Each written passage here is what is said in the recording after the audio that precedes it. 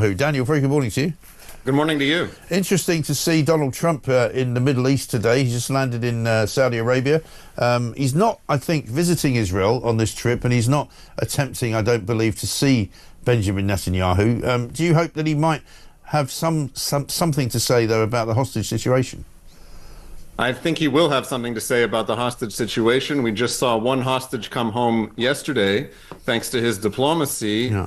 Trump said before he became president that there would be all hell to pay if Hamas did not return the hostages by the time he took office. Hamas has not returned all of the hostages, and Trump has been in office since January. Both the United States and Israel are giving extra time for a diplomatic solution to the hostage crisis, which has gone on for a year and a half, where Hamas remains the government of Gaza, and Hamas continues to hold 58 hostages, both alive and dead, in Gaza. We want to see them all home and Hamas out of power. Absolutely. And in terms of what's going on currently in Gaza, it was announced just a few days back that the Israeli policy was going to change, if you like, and they were going to go and occupy Gaza. What's going on with that? Well, since we just saw a hostage come out yesterday, this military operation has been delayed, and I think it will be delayed until President Trump leaves the region after his conversations with Qatari and Saudi and Emirati leaders. We need to wait and see what the President of the United States can achieve after his meetings with these leaders, because we don't want this extended military operation to be necessary to remove Hamas from power. But if Hamas is not going to budge, if Hamas is going to continue holding hostages, then we should expect to see increased military action in Gaza. Yeah. And in terms of the operation, if it was to go ahead, what would be the time frame for something like that, would you say?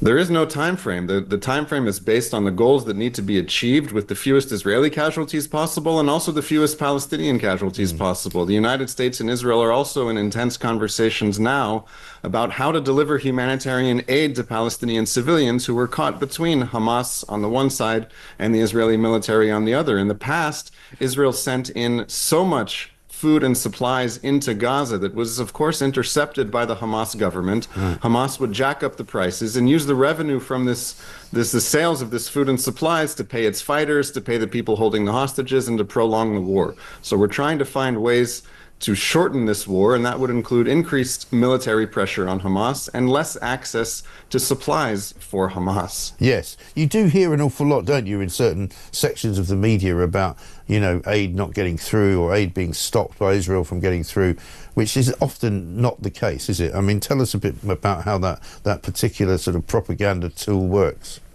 Well, for many, many months, Israel facilitated the transfer of vast amounts of food and supplies into Gaza, enough to last the people of Gaza for a very long time. Now, this was many months ago, which means the supplies are running low, which puts us in a dilemma.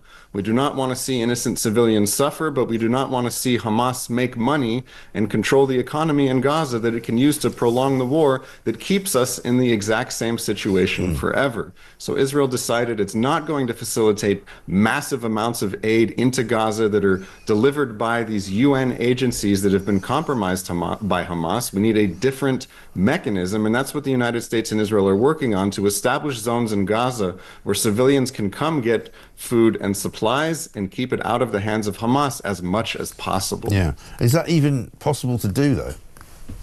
Time will tell. It needs to be tried. There needs to be an effort, but we're dealing with a multi-track, multi-front war. It's not just what's going on in Gaza. We want to remove Hamas from power, which is very difficult, and achieve the return of the hostages at the same time. And in addition, we're fighting a 7 or 8 front war against the Iranian regime and its proxies. So there are many calculations taking place at the same time, which is why President Trump's visit to the region is very relevant, because U.S. diplomacy can and will make a difference. We want just not the U.S. to care about what's going on here, but the people of Europe, of the UK, to finally understand that Hamas cannot remain in power. Yeah, and we saw recently, a few weeks back at least, some demonstrations actually in Gaza against Hamas. And those people were very brave for doing so. Many of them were killed because of that, in fact.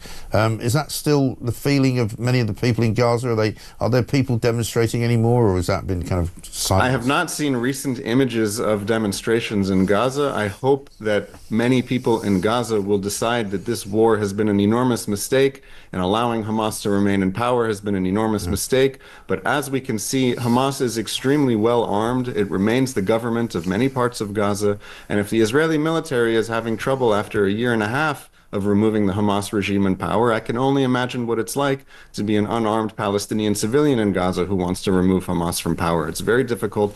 Hamas is determined to remain in power and continue its war to fight Israel until Israel is destroyed. Yeah, I'm sure.